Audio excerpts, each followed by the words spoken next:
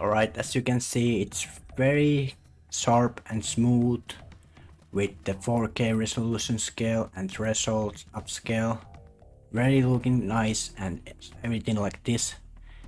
And if you look at the 100, if you switch from 4K resolution, that's 300% to 180p, which is default, and you disable FSR upscaling and even anisotropic filter.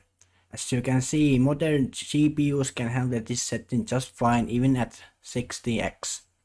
So if you look at this now, it is clearly, if you look sharply at the edge of the character, there is a lot of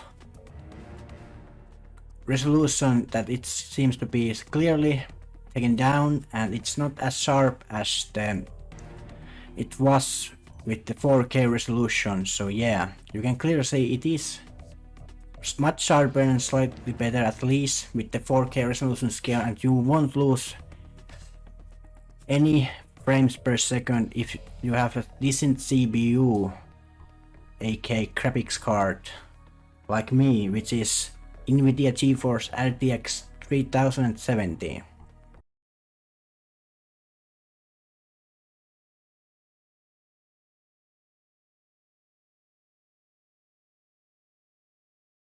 Alright, so let's get to my settings.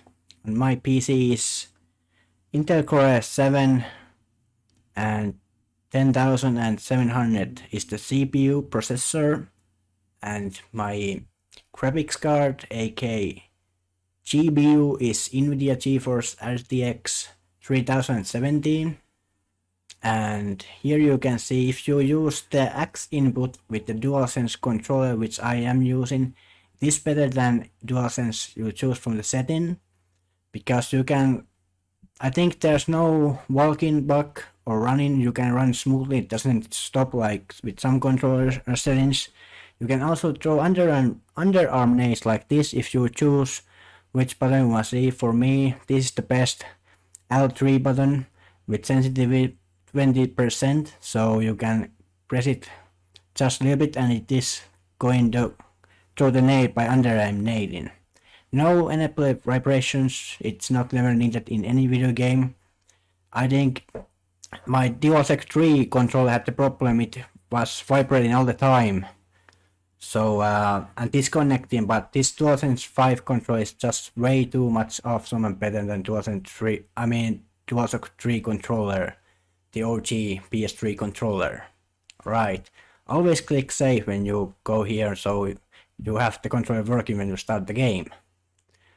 And here are my custom configuration settings. CPU, Recompiler LLVM, Recompiler LLVM, Relaxed Xfloat. I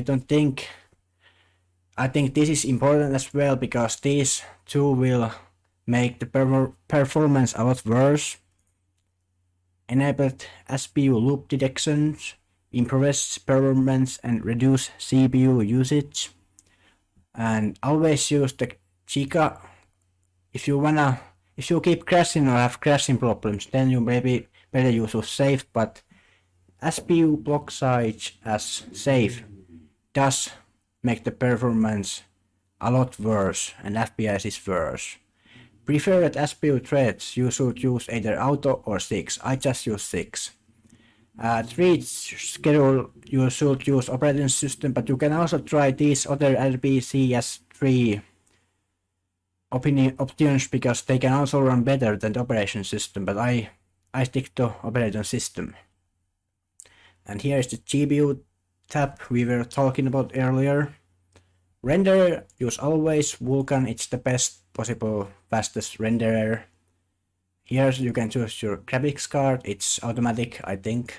Aspect ratio is the normal. Frame limit should be probably 60, because I heard from the devs of PC server that if you get more FPS than 60, game gets kinda glitched or broken.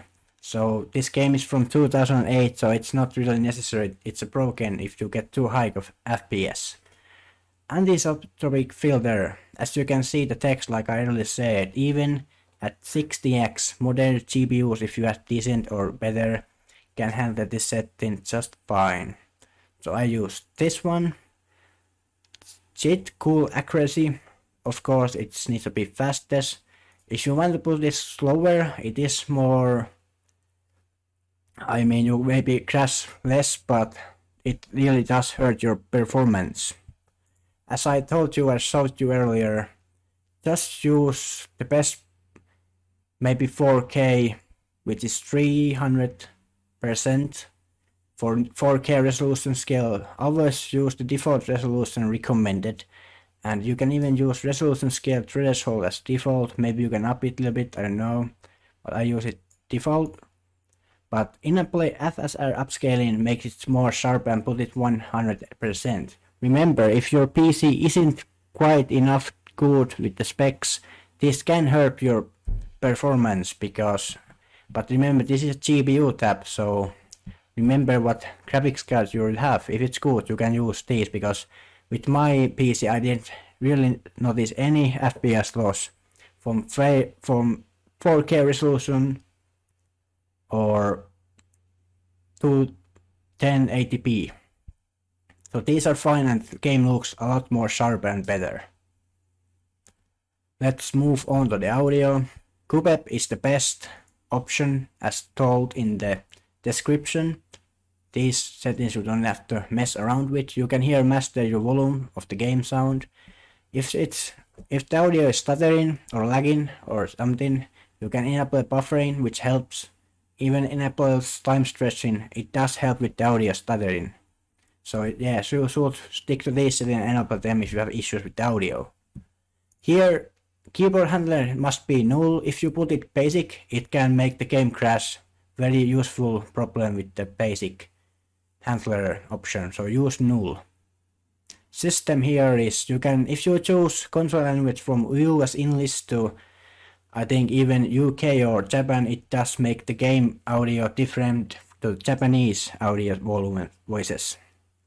But I prefer English because texts are also in the language you choose, at least for Japanese or English.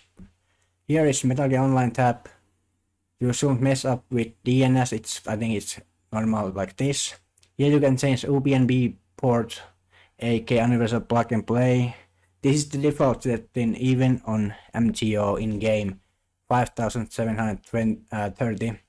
This cannot help you open your ports and you can be able to host. If you disable reduce stage quality, it can affect for moderate the performance boost, so I enable reduce stage quality. Enable reduce stage quality.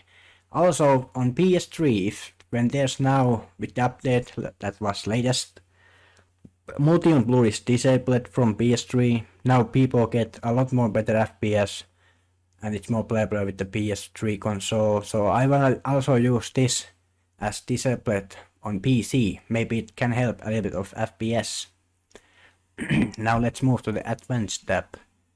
Accurate RX reservation, I guess I have enabled, because I think this can help with the FPS as well. And here is this one that's enabled. I'm not sure what this does. Always use unlimited defaults of spurious threads. Now that we have very good emulator, driver wake up delay is important to keep it at 1. You can put it higher if you keep crashing or have stability issues. But number 1, 1 as driver wake up delay is very good. Vulkan quest schedule I have fast. I don't know if it's safe better as it says.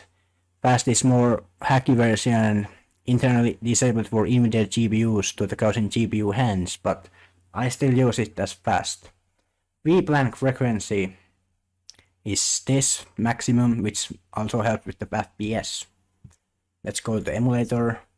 Here if you put enable user native user interface and you enable performance overlay, now you will get on screen in the in-game right here. If you choose top right or top left the FPS, you can modify these settings as well.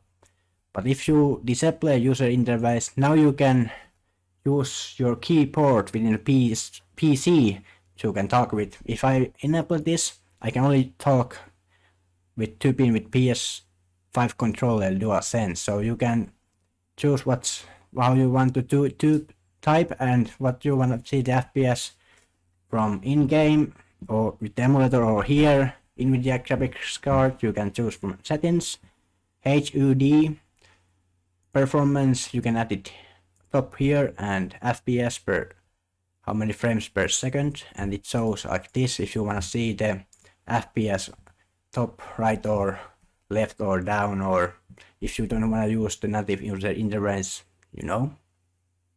I prefer using it because I don't talk much in the game while typing with the keyboard at least. Now let's move to the debug tab. I think these are all fine except use GPU texture scaling, force all the texture transfer and other stuff on the GPU. So as I said, my GPU graphics card is powerful, so I have it enabled. And here, NVIDIA controller panel, my settings for exact program software, that is RPCS3 emulator, I have chosen like here like this. It's the emulator chosen. No antistropic stuff or shit that's just hurt the performance, so on. Always put the best performance and so on, and even remember maybe put your PC's power settings to the best performance from the not saving the battery. So make sure that from the power plant settings are on the best performance and not saving the battery. So yeah, you can change these settings, can affect your performance as well. Right, thanks for watching guys, hope you enjoyed.